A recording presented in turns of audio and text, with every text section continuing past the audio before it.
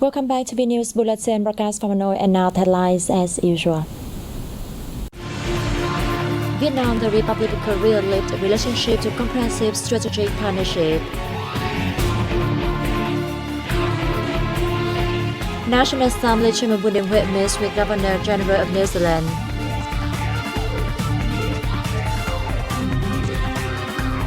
And later on, Vietnam, Nigeria seek measures to deepen relations. President Nguyễn Xuân Phúc is paying a state visit to the Republic of Korea. Join us to see how the trip is processing.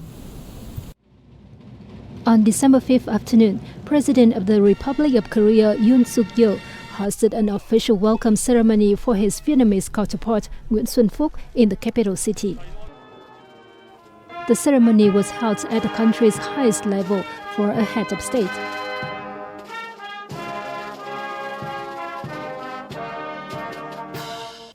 After the ceremony, the two presidents held talks to discuss measures aimed at promoting relations between the two countries. They expressed their delight at the rapid and effective development of the friendship and cooperation relations between the two countries over the years, especially since the two sides lifted their relations to strategic cooperative partnership in 2009. On the basis of important obtained achievements, with strong belief in the future of cooperation, the two leaders jointly announced the decision to enhance the Vietnam-Korea relations to comprehensive strategic partnership, opening a new stage of development for the relationship between the two countries. At the end of the talks, President Nguyễn Xuân Phúc and President Yoon Suk-yeol issued a joint statement between Vietnam and the Republic of Korea on the comprehensive strategic partnership. Leaders of the two countries also witnessed the signing of many cooperation documents between the ministries, localities, and businesses of the two sides. Earlier on the same day, President Nguyễn Xuân Phúc received representatives of many Korean enterprises operating in Vietnam. They are leaders of big Korean groups, including CJ, Lotte, LG, Daewoo E&C, Hyundai Motor, GS E&C, and Doosan Heavy, and a representative of the Korea Overseas Infrastructure and Urban Development Corporation. Phúc highly spoke of the contributions by the businesses to the economic development of Vietnam. He asked them to continue expanding investments in the Southeast Asian country in the coming time. Leaders of the businesses expressed their belief in the development of Vietnam, pledging to continue expanding cooperation and investments in the country. National Assembly Chairman Vương Đình Huệ has a number of activities on December 5th as part of his official visit to New Zealand. At the meeting with Governor General Dame Cindy Kiro in Wellington, Chairman Huệ affirmed that Vietnam always pays great attention to promoting overall partnership with New Zealand. For her part, Kiro underlined the relationship with Vietnam has a strategic importance to New Zealand. The two sides should further bolster their partnership amid a changing world for the interests of both peoples, as well as for peace, stability, and prosperity in Asia-Pacific, she added. The two sides agreed that the strategic partnership between Vietnam and New Zealand has been growing even during the pandemic period, with regular high-level meetings contributing to reinforcing their political trust and motivating the bilateral cooperation in all fields.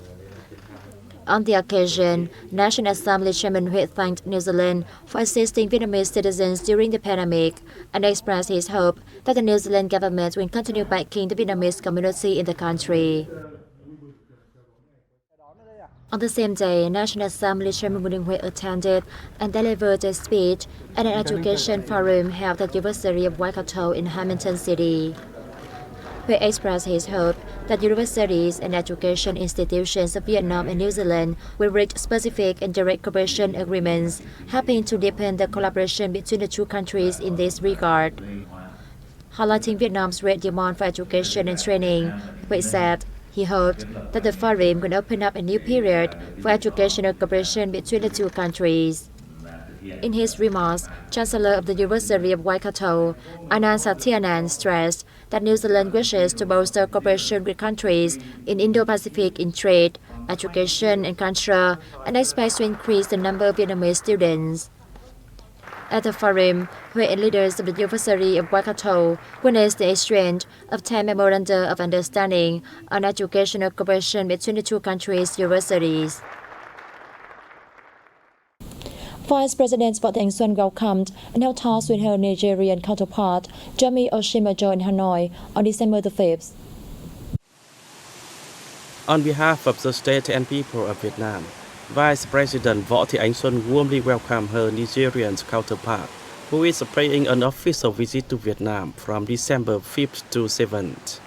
Xuân noted that Osinbajo's visit is of the highest level to the Southeast Asian nation by Nigerian leaders since 2005. At their talks after the welcome, the vice presidents agree on specific orientations to deepen cooperation between the two countries in an effective fashion. The two sides lauded active development in the bilateral ties, even amid the COVID-19 pandemic. They reiterated the importance of delegation exchanges and meetings via own channels. Both affirmed their resolve to enhance cooperation in economy and make the bilateral trade match the potential of the two countries. Hosts and guests shared the view on the significance of agricultural cooperation and expressed their hope for stronger collaboration in investment, digital economy, green transformation, energy, and national defense and security. Two-star General Victorio Car Ramos, head of the political directorate of the Cuban Revolutionary Armed Forces, is in Vietnam for an official visit and attendance to the Vietnam International Defense Expo 2022. On December 5th, Chairman of the General Department of Politics under the Vietnam People's Army, General Yuan Cuong hosted an official welcome for two-star General Victorio Ramos. At the talks held after the welcome, the two sides exchanged views on the situation of the world, the two countries and the two armies, agreeing that defense cooperation is one of the pillars and role model in the Vietnam-Cuba relations. In the time to come, they agreed to continue boosting the exchange of delegations, especially high-ranking ones, sharing experience between young and educating officers and soldiers on the special traditional friendship of the two parties, states and armies.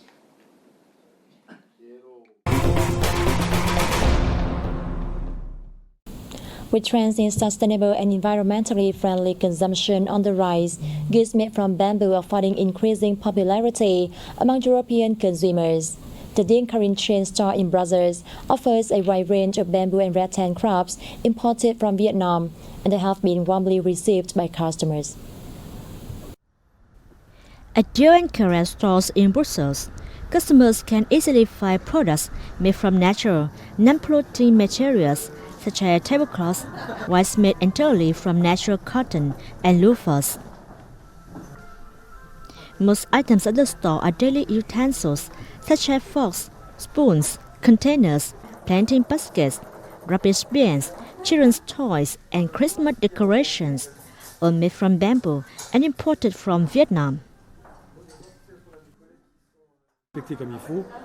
My colleagues went to Vietnam and visited manufacturers and saw how the products are made, in order to ensure product quality and that they meet our criteria in sustainable value and environmental friendliness.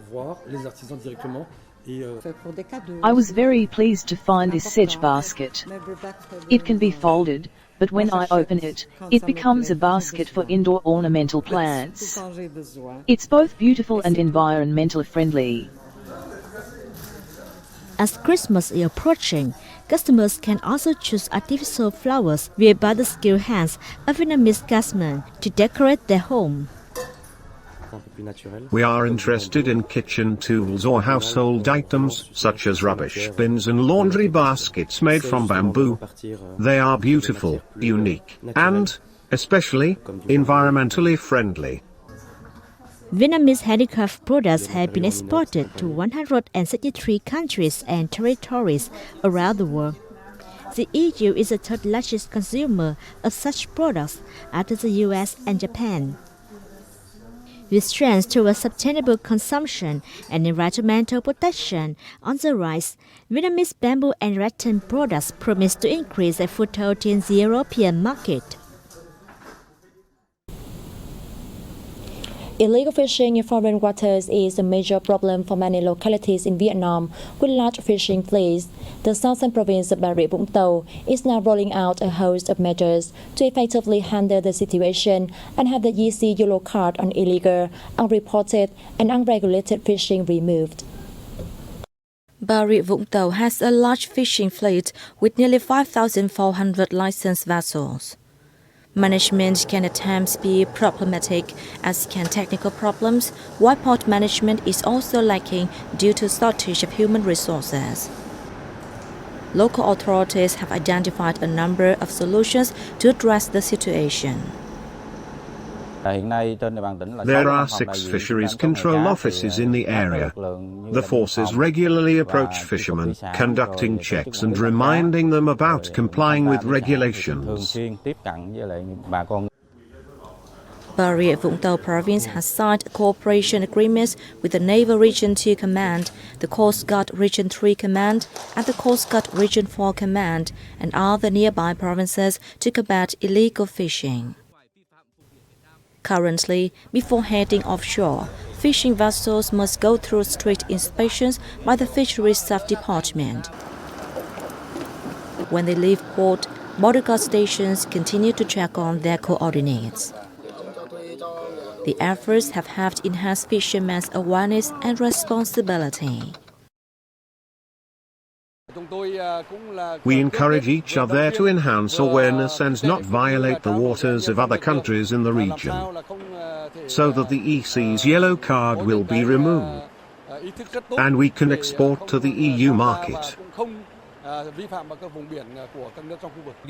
We should be determined not to illegally fish in foreign waters, create favorable conditions for the import and export of goods, and ensure the EC's yellow card is removed, so that Vietnam can fully trade with the EU.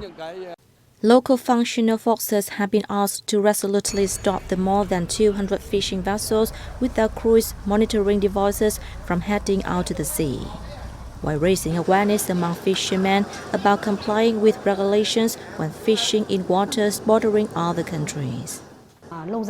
In the long term, we must help part of fishermen change their jobs, restructure the fleet, and reduce the intensity of fishing by offshore vessels in order to restore aquatic resources. Our fishermen could then operate effectively and the number of illegally fishing would fall. Prior to 2018, Bà Rịa Vũng Tàu province was considered a black spot in Vietnam in regard to illegal fishing. With local efforts and support from the Border Guard and Coast Guard, the number of illegal fishing cases have fallen significantly. There were 14 cases in 2019, but only 4 have been reported so far this year.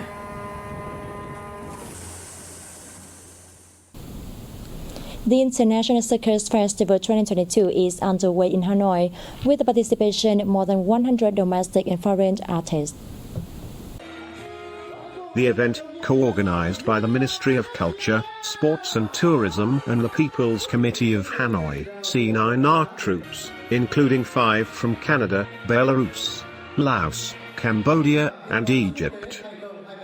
The event provides an opportunity for Vietnamese and international artists to exchange experience and promote the circus art of Vietnam, the region and the world, as well as strengthen solidarity, friendship and cooperation between Vietnam and other countries. It is also a chance for Vietnam to popularize its culture and people and spread the image of a beautiful and hospitable country to international friends. Within the framework of the event, domestic and foreign artists also will perform on pedestrian streets around Hon Lam Lake, Hanoi. The International Circus Festival 2022 will run until December 7th,